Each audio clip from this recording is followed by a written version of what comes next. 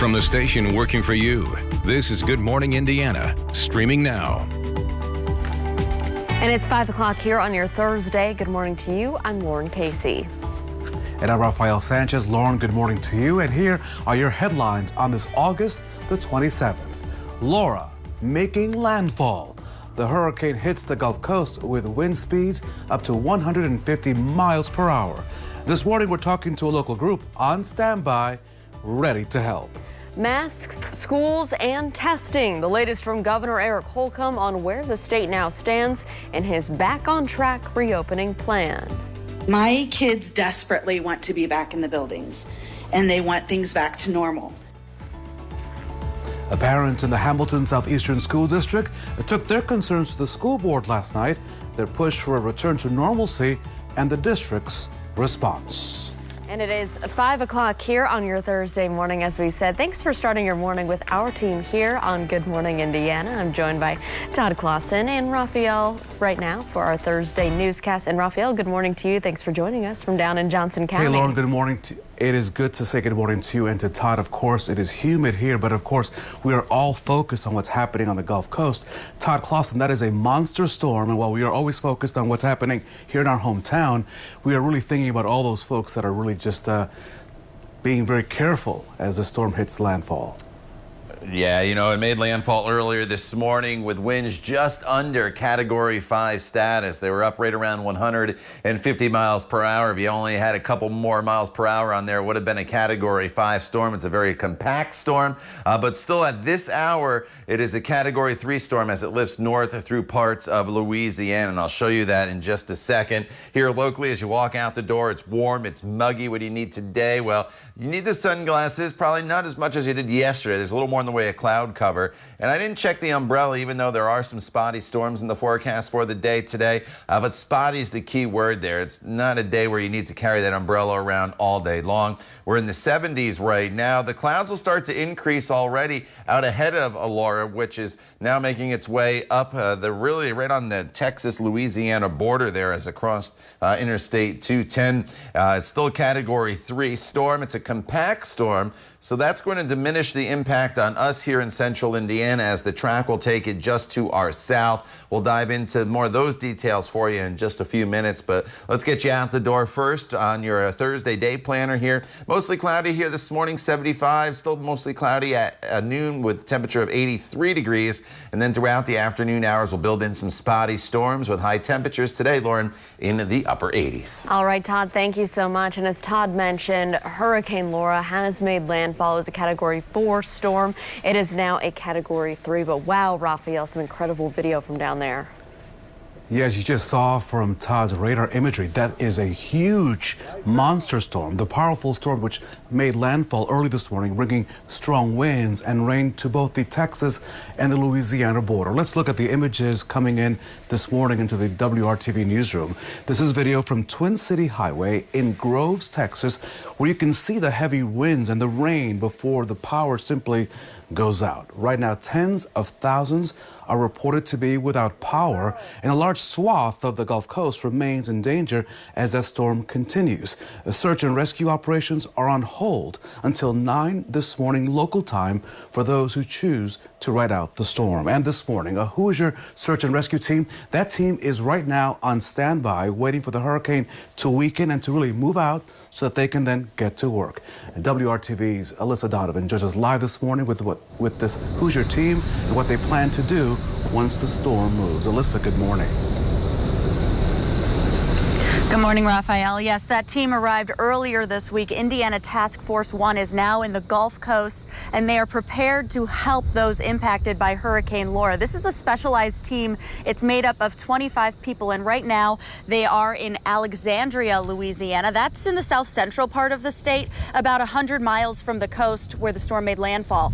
Indiana Task Force 1 is specifically there to do water rescues in swift water and flood waters. So they're going to be helping with rescue and evacuations. The task force trains for around 2,000 hours a year to deploy in times of need just like this. Jay Settergren, a safety officer with the team for more than 2 decades, says a lot goes through his mind during a deployment, but there's an additional hurdle with this one. One of the big things particular with this deployment is, we're basically deploying in the middle of a pandemic. We've never done that before. So FEMA has a COVID response protocol, and we've all been trained on that, and we are going to respond with that in mind. And me being the safety officer on this team, my first priority is to our rescue members to make sure that they're safe and that they go home at the end of this. The team says social distancing will be very challenging since they'll literally be pulling people out of the water at times, but they are bringing face masks and bags to give people that they rescue. And the team is expected to be there for about 2 weeks. It's made mostly of area firefighters, and they're going to be there throughout the time as they go through rescues as well as just helping out with the aftermath from Hurricane Laura. Reporting live, I'm Alyssa Donovan, WRTV. Alyssa, thank you. The time right now is 5:06. Let's turn to the latest now from Governor Eric Holcomb and other state leaders as they give an update on Indiana's reopening plan yesterday afternoon. He says the state will stay in stage 4.5, and that means capacity restrictions will remain in place. The state's mask mandate, that's been extended for 30 more days. The state health commissioner, Dr. Christina Box, also announced a new metric system to help school officials understand the level of community spread in their areas. The additional guidance will help districts make decisions. She also addressed the new CDC recommendations on COVID testing. Under the updated guidelines, the CDC says that people without symptoms do not necessarily need a test, even if they've been exposed to the virus. When we say not testing asymptomatic people, it's important that Hoosiers understand that if you're asymptomatic but a close contact of someone, or you're a close contact and you work in a long-term care facility or in a hospital system, and we're very concerned about you being an asymptomatic positive and taking that into your workplace, please still get tested. Well, Dr. Christina Box says that you can still get tested for free at state sites even if you do not have symptoms. It is 5:07, and some parents in Fishers want their children back in the classroom. WRTV's own Kelsey Anderson joins us live this morning with their demands and the response from the school board. Kelsey, good morning. Hey, good morning, Lauren. So yeah, parents last night took to the streets to show their support for kids going back to school. As of right now, Hamilton Southeastern schools are the only schools in this county that are not having some sort of in-person learning for grades 5th through 12th. So take a look at this video. We told you earlier this week that the district updated its back to school plan last Friday. So now pre-K to 4th grade students will move to a hybrid model starting on September 8th. 5th through 12th graders will remain 100% virtual. Last night, the school board meeting only allowed 15 people inside, so we spoke to people who were outside the meeting, and they explained why they disagree with the plan. They think it's the safest thing for an isolated group. This disease woefully afflicts the elderly and the debilitated. Our children, this is not the safest thing. Staying home, we know, is a detriment. So they're looking at it through very narrow windows. My health is my problem, and I need to be aware. And we both ask our family, if you are sick or if you've been with someone sick, all we ask you is to let us know, and then we'll take it from there. You know, I'll wear my mask, which I do most of the time, and I'll get my hands cleaned up. And past that, this is a situation we each need to take care of ourselves.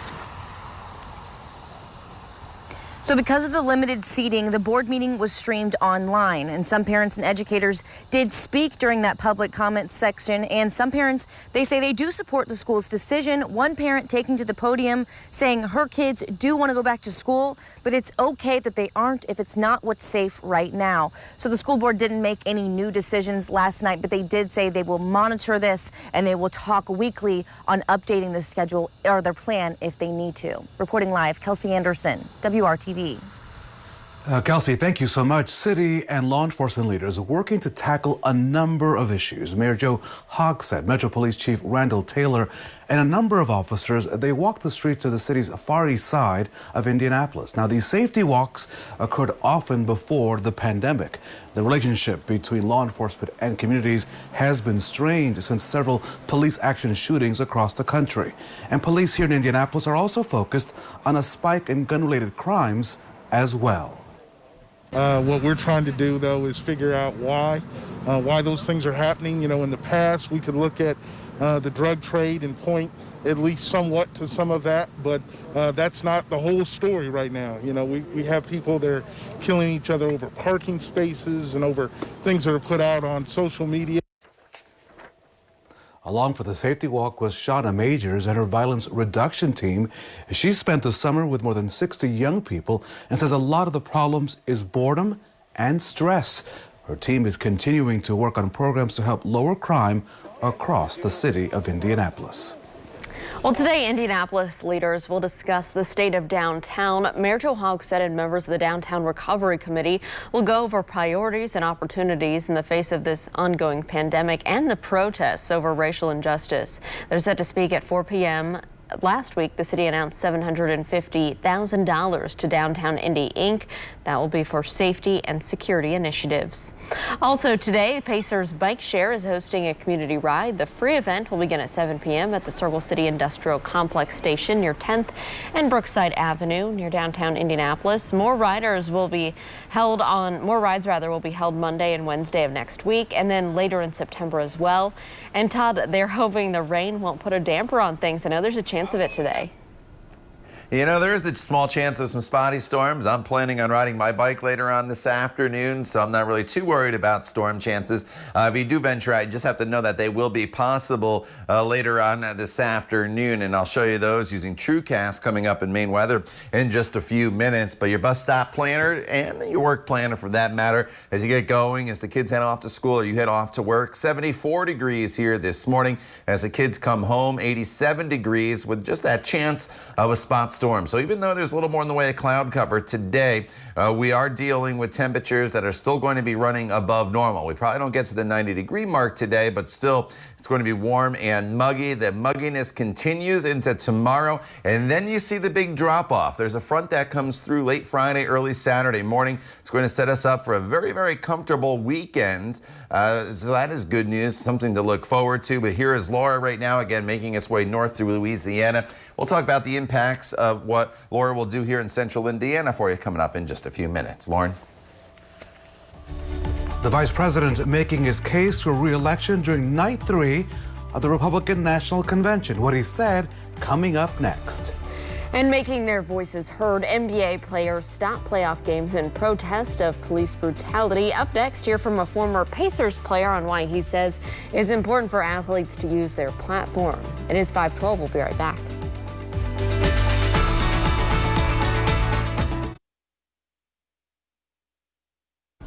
Welcome back. This morning, an Illinois teen is behind bars, arrested in connection to a deadly shooting during the protests in Kenosha, Wisconsin. 17-year-old Kyle Rittenhouse is charged with intentional homicide after allegedly shooting and killing 2 people and seriously injuring a third. A video taken at the scene shows a crowd of people chasing a person with a long gun. He then falls and begins shooting into a crowd. Rittenhouse was arrested on Wednesday. His arrest comes after several days of protests against the police shooting of Jacob Blake. Now, Blake was shot at point-blank range Sunday evening in front of his 3 young sons. He is seen in a struggle with officers before getting up and walking to his vehicle, apparently leaning in when the officer grabs his shirt and shoots him in the back 7 times. His family says he's now paralyzed from the waist down. The Department of Justice has identified the officer who shot Blake as Rustin Chesky. He and the other officers involved are now on administrative leave pending the investigation. There's been no word from authorities explaining why Blake was shot. And Lauren, protests over Blake's shooting have spread across the country. The NBA now deciding last night to postpone several playoff games. The movement started when the Milwaukee Bucks did not take the floor for their game against the Orlando Magic. 2 other games were also scheduled. The NBA says they are postponed. Now, Indianapolis native and former Pacer George Hill, who now plays for the Bucks, hours after deciding not to play, he'll read a statement on behalf of the team. When we take the court and represent Milwaukee and Wisconsin, we are expected to play at a high level, give maximum effort, and hold each other accountable. We hold ourselves to that standard, and in this moment, we are demanding the same from lawmakers and law enforcement. We are calling for justice for Jacob Blake and demand the officers be held accountable. For this to occur, it is imperative for the Wisconsin State Legislature to reconvene after months of inaction and take up meaningful measures to address issues of police accountability, brutality, and criminal justice reform. And the protests are spreading across all sports leagues. 3 Major League Baseball games were also not played. Players with the Milwaukee Brewers and Cincinnati Reds decided not to play. The Seattle Mariners and San Diego Padres also postponed, as did the Dodgers and Giants. The Mariners, by the way, have the most black players of any baseball team. And 5 of 6 Major League Soccer games have also been postponed. Lauren?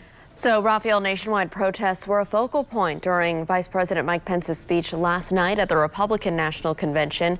He briefly addressed that ongoing unrest in Kenosha and other cities, calling for the violence to end, pushing for peaceful protests.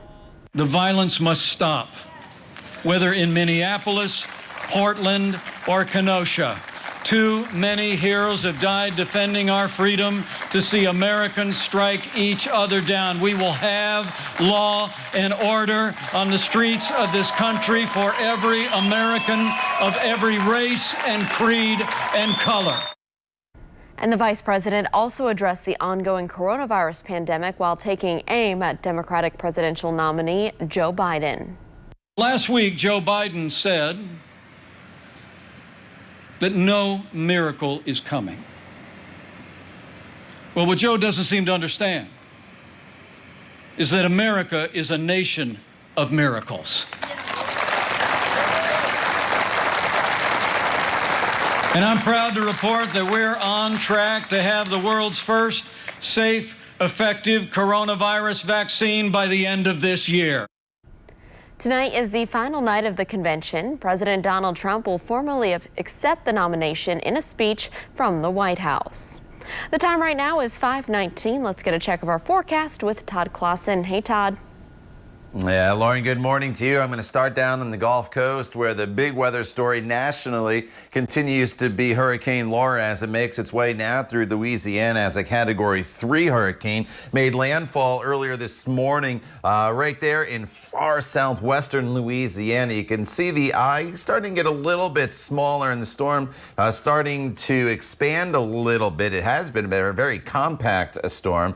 What you're looking at with all these bright colors is near the center of the storm, those bright reds, that's the higher cloud tops, the stronger thunderstorms and the heavier rain and the more gusty winds. As far as the track of this storm, 120 mile per hour sustained winds right now, should weaken by this afternoon as it crosses into Arkansas to a Category 1 storm, then a tropical storm, and then it's just going to be an area of low pressure as it passes through northern Kentucky, very close to Louisville. You can see Indianapolis is not even in the cone for the track of this storm.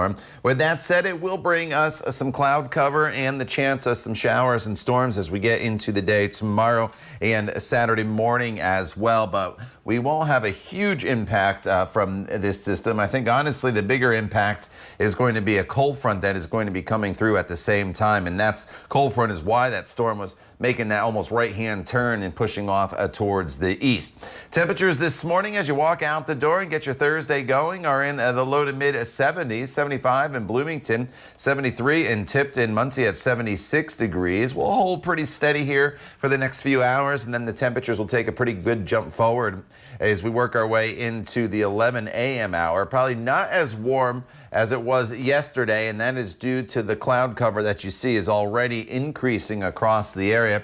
And we're picking up a few sprinkles down there near the Bedford area, but that is just about it. So let me go over to TrueCast for you, and I'll walk you through today and into the day tomorrow.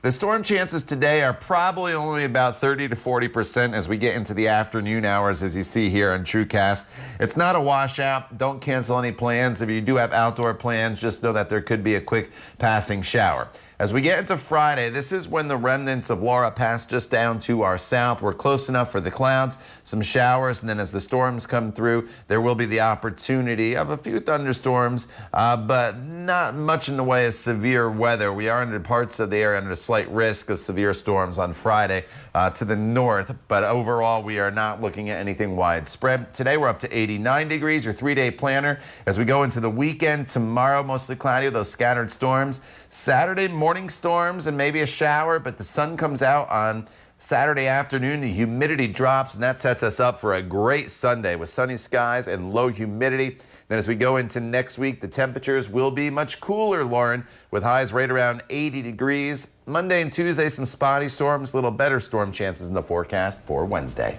All right, Todd, thank you so much. And let's take a live look right now down in Galveston, Texas, where Hurricane Laura, we're monitoring that storm. It doesn't look too bad here, a little bit deceiving from this camera. You can see the tree still blowing around there in the breeze, that flashing red light off in a distance. And it looks like the power is on here, but we're going to have more on this storm.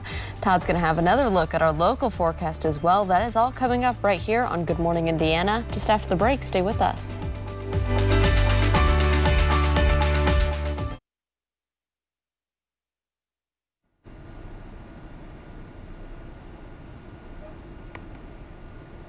Here across central Indiana, we're starting you off with fairly muggy conditions, and that is going to continue here as we work our way throughout the course of the next couple days. But the humidity drops for the weekend. That is the good news. Let me show you your hour-by-hour planner as we go throughout the course of this Thursday. As we work our way throughout the morning hours, temperatures are pretty consistent in the 70s, and then eventually we'll start to jump up into the 80s once the clouds start to thin a little bit as we get into the afternoon hours. It's showing quite a bit of cloud cover, but I think there will be some sunshine at times. Also the chance of some spotty storms in the forecast as well. The temperatures today, not quite as warm as they have been. Instead of the 90s, we're talking about mid to upper 80s. We'll talk more about that weekend forecast, which I think you're going to like. I kind of hinted at the humidity dropping. I'll show you the temperatures coming up when Good Morning Indiana continues right here on WRTV.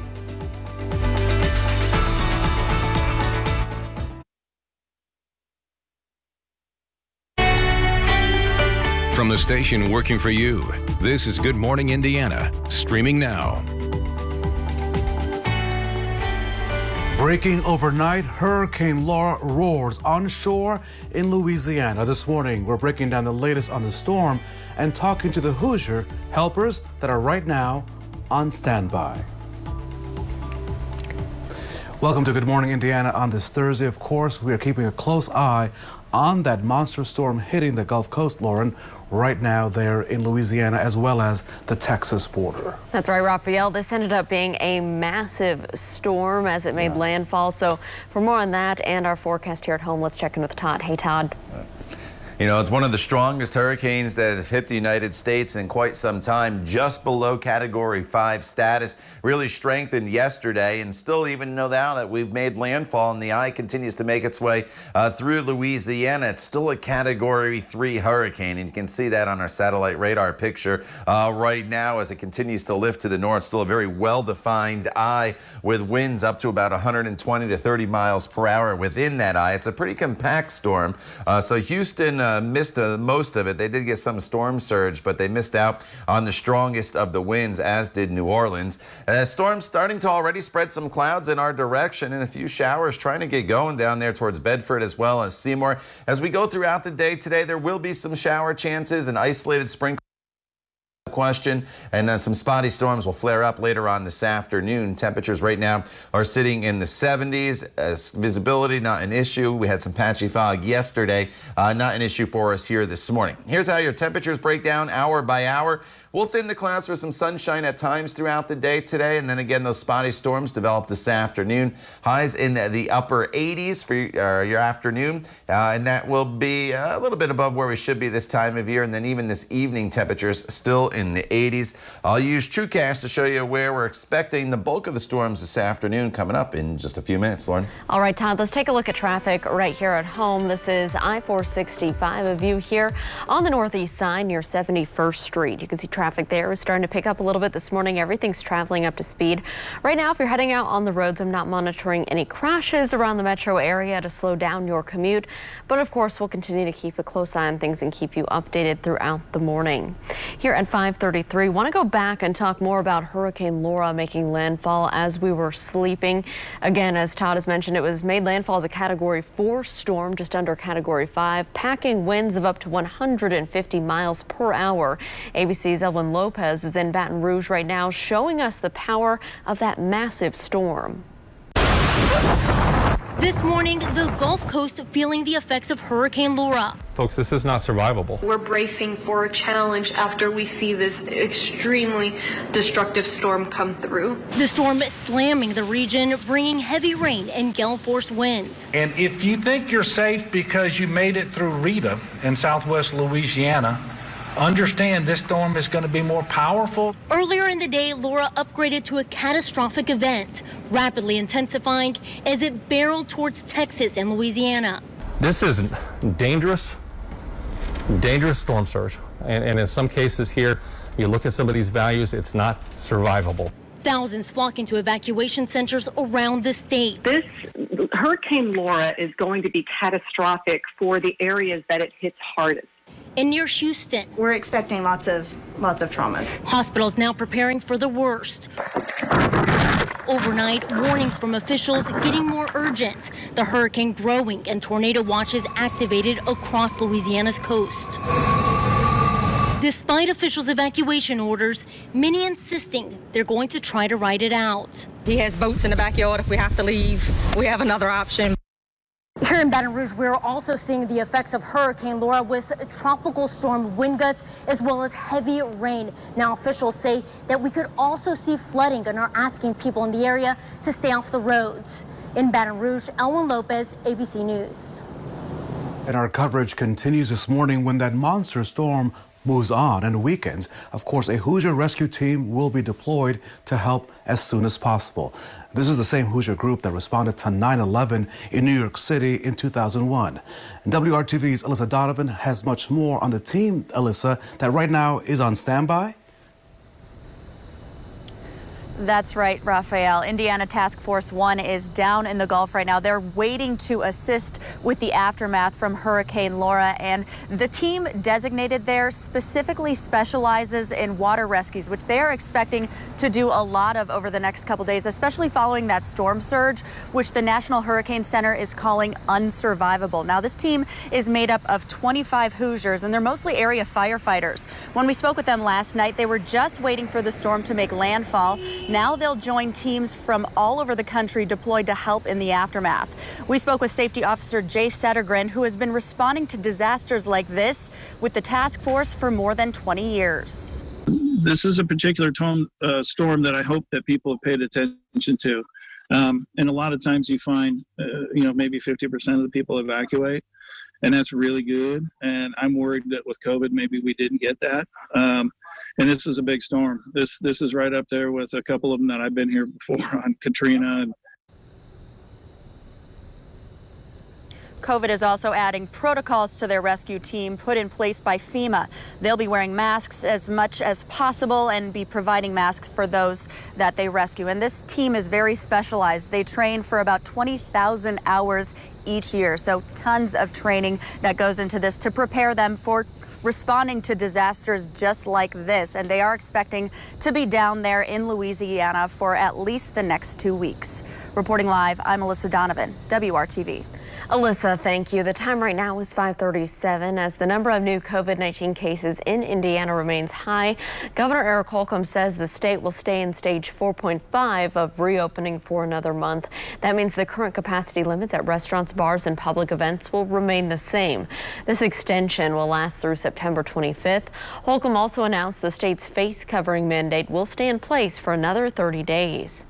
Here's a look at the latest case numbers from the Indiana State Department of Health. 971 new cases were confirmed, bringing the state's total to 89,359.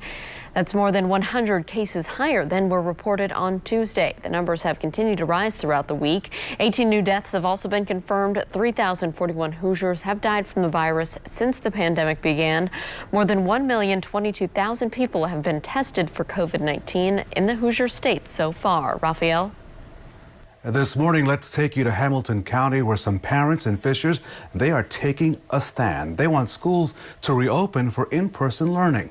WRTV's Kelsey Anderson joins us live with their demands and what's next. Kelsey, good morning.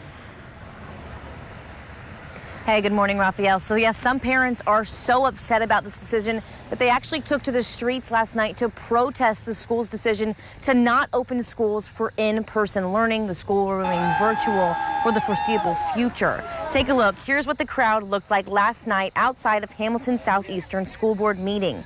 Just last week, the school board voted to allow K through 4th graders to learn on a hybrid model, while 5th through 12th will continue to learn entirely virtual. Last night, the school board had a meeting that only allowed 15 people in the room for social distancing. One parent spoke in support of the school's decision. My kids desperately want to be back in the buildings, and they want things back to normal. Because my children are in grades 5 through 12 at this time, they will not be returning to the school buildings after Labor Day. I wanted to speak tonight on behalf of the multitude of district parents that say, that's okay. The meeting was streamed, and as we showed you, there were dozens of parents and students outside that meeting showing their disagreement with the plan. They say in-person learning is essential for their children. Now, the school board did not make any new decisions last night, but they say they will assess the situation weekly and come up with plans as things develop. Reporting live, Kelsey Anderson, WRTV. Kelsey, thank you. At the University of Notre Dame, extra security has been added at its COVID-19 quarantine sites after some students were caught leaving and violating safety protocols. The university provides those who test positive or have been in close contact with secured off-campus rooms or hotels during their isolation. Nearly 500 cases have been reported at Notre Dame, causing all the classes to be moved online. The university says security will now monitor the rooms around the clock. Students who do not follow the rules will face sanctions or dismissal. We do want to get a check of our forecast right now. The time is 5:40. Let's check in with Todd. And Todd, it is another humid one here in the Hoosier State. Yeah, you know, it's muggy this morning. There's no doubt about that. I just popped my head out my front door, Lauren, to look at the sky, and I can see some stars here across parts of downtown Indianapolis, but the clouds already starting to increase in some areas, and those clouds will eventually start to produce some rain showers in the coming days. Now, today, the rain chances are on the slight side. I think there could be a spot shower this morning, a little better chance this afternoon of some spotty storms. Tomorrow's probably potentially the wettest day for us. Not a washout, but we'll deal with the remnants of Hurricane Laura just to our south and a front coming through. So the combination will give us some thunderstorms off and on throughout the day. Saturday's rain chances are in the morning hours, and then Sunday completely dry. So as we get into the weekend, I really think the weather's going to shape up to be pretty nice for the last weekend in August. Hard to believe with temperatures that'll cool off on Sunday. We'll get into that weekend forecast in more detail for you coming up in just a few minutes. Day 4 of the Republican National Convention is just hours away. Ahead this morning, we're breaking down what's planned for the final night. Plus, there could be some changes to where Marion County voters cast their ballots. We're breaking down the changes you need to know before Election Day. It is 5:41 on your Thursday. Stick around. Good Morning Indiana. We'll be right back.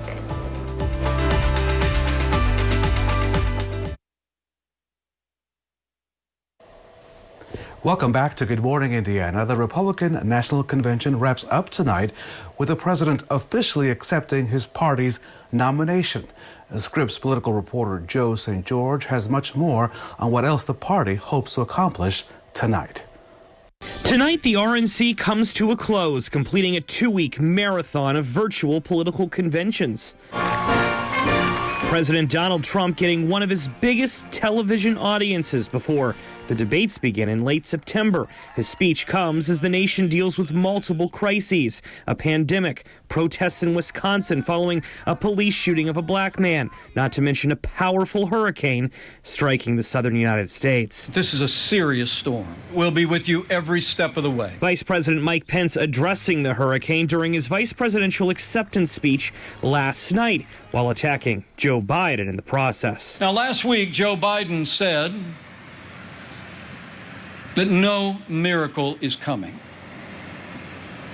Well, what Joe doesn't seem to understand is that America is a nation of miracles. One final theme to look for tonight, the Republican push for African-American men to vote for President Trump. Several prominent African-American leaders have spoken throughout this convention. Republicans are the party that freed the slaves. As for Democrats, Democratic vice presidential nominee Kamala Harris will also deliver an address from D.C. later today.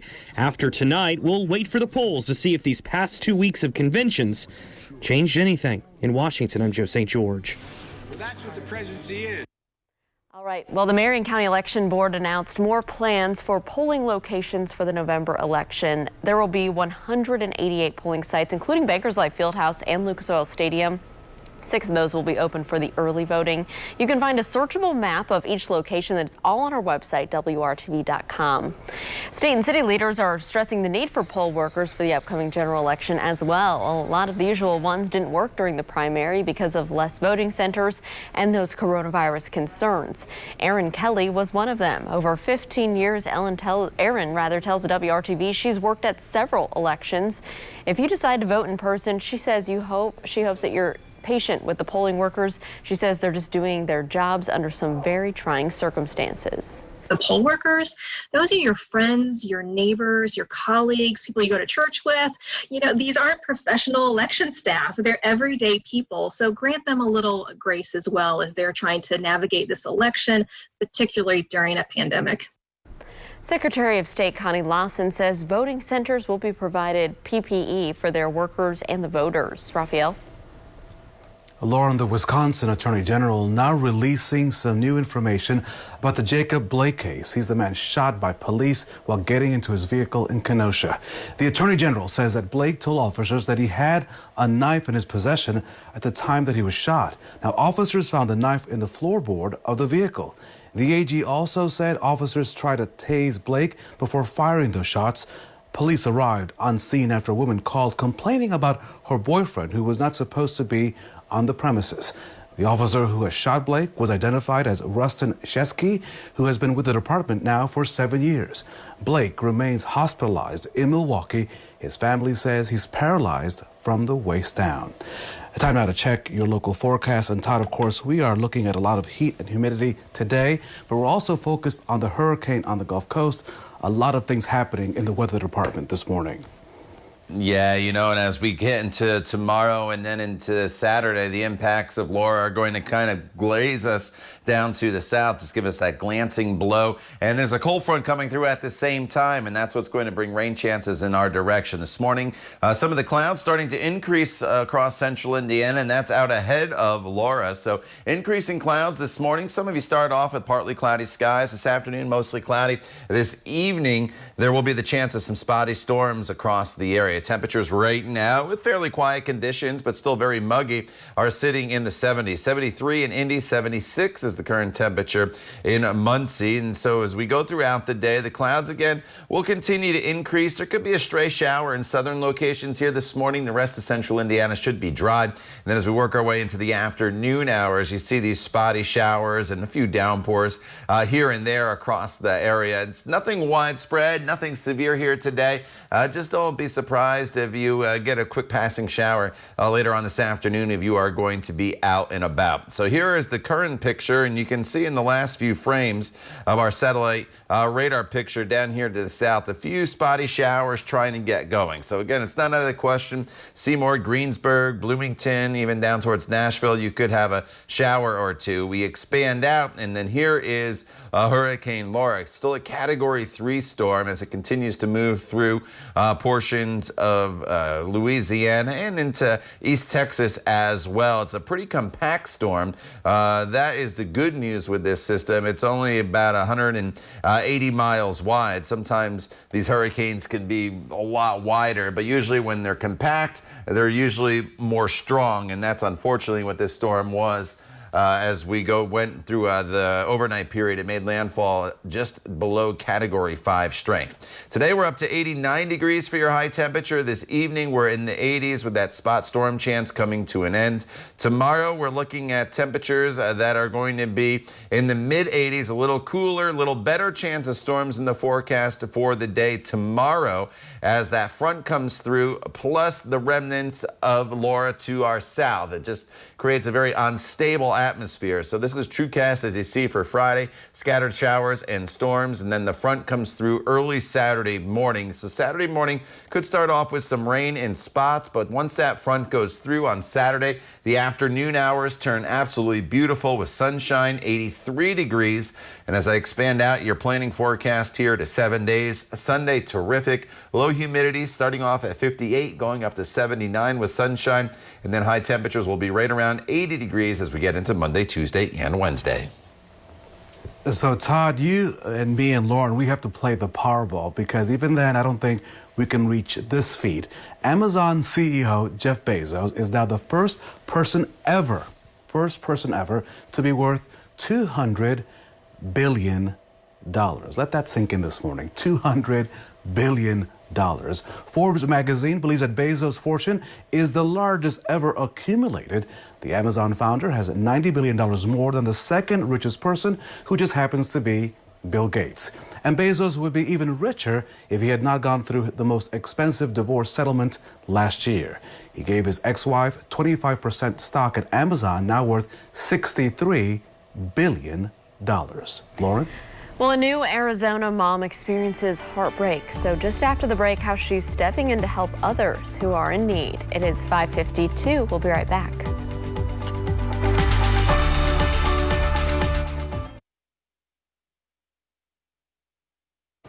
Welcome back. So Raphael, a dog in Phoenix lost all her puppies, but there is some good news. She ends up being a foster mom to 3 newly orphaned kittens. So the Sunshine Dog Rescue says that the Australian Shepherd mix named Georgia was heartbroken after losing her entire litter. So they put out a call for help on Facebook asking if any animals needed a lactating mother dog. Turns out 3 kittens were in need of a mother. Georgia is allowing them to nurse while she cleans and protects them as if they were her own. Now that's a beautiful story on this Thursday. Now let's check your forecast with our very own Todd Clausen. Good morning, TK. Raphael, good morning to you. It's another warm and muggy start. That's been the theme throughout this entire week. Temperatures are in the 70s currently, and we're starting to pick up a few spotty showers, as you see there in southern portions of central Indiana as you work your way through the Seymour area or over towards Greensburg and north of Vernon. Otherwise, skies are still mainly clear to the north. The trend here today will be for partly to mostly cloudy skies. As we get into the afternoon hours, we'll build in some spotty storms, not quite as hot as it has been the past few days due to a little more in the way of cloud cover, but still warm with our high temperature today getting into the mid to upper 80s. The killer continues. Progress on the park, remembering the Delphi daughters, is moving forward. All new at 6, I'll show you how a team of volunteers is making this project possible. You're watching Good Morning Indiana on this Thursday.